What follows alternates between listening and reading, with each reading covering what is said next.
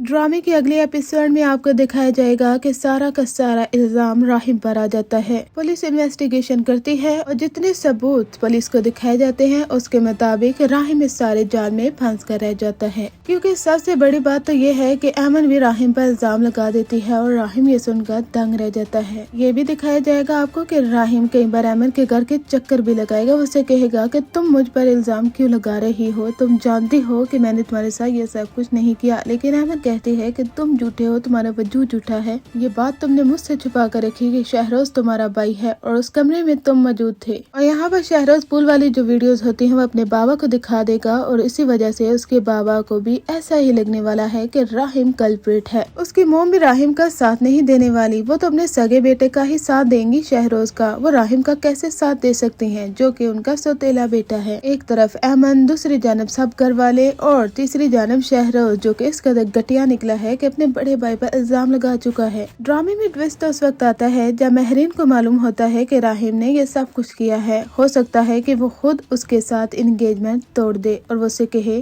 कि मैंने सोचा भी नहीं था राहिम तुम ये हरकत करोगे।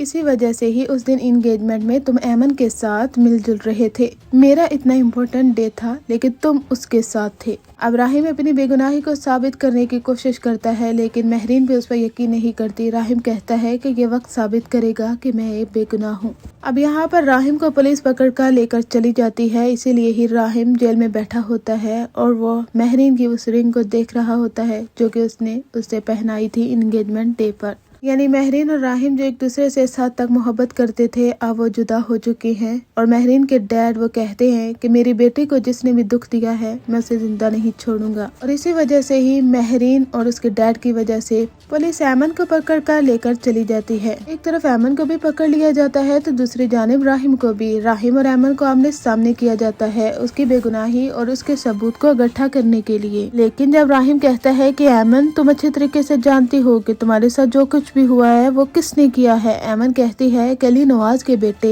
राहिम अली नवाज तुमने मेरे साथ ये सब कुछ किया है। राहिम चीखता है, वो कहता है अमन ऐसा कैसे कर सकती हो तुम मुझ पर कैसे इल्जाम लगा सकती हो, हालांकि तुम मुझे अच्छे तरीके से जानती हो। यहाँ से ड्रामा एक तो काफी ज्यादा इमोशनल होगा और दूसरी जानब काफी ज्यादा खतरनाक। यानी राहिम अपनी बेगुनाही को कैसे साबित करेगा और शहरोज जैसा घटिया शख्स वो इस तरह कैसे बच के निकल सकता है। अब आगे जाकर आपको ये भी दिखाया जाएगा कि राहिम और अमन की शादी भी हो जाएगी। होगा कुछ इस तरह से कि अमन की वजह से राहिम को उम्र कैद भी हो सकती है और इसी वजह से ही दोनों खानदानों के दरमियान यही बात तय पाएगी कि अमन और राहिम की शादी करवा दी जाए, क्योंकि अब अमन से कोई शादी नहीं करेगा और दूसरी जानब राहिम से भी। और इसी वजह से ही दोनों की शादी हो जाएगी और आगे तो आपको बहुत ही इंटरेस्टिंग सीन्स देखने को मिलेंगे।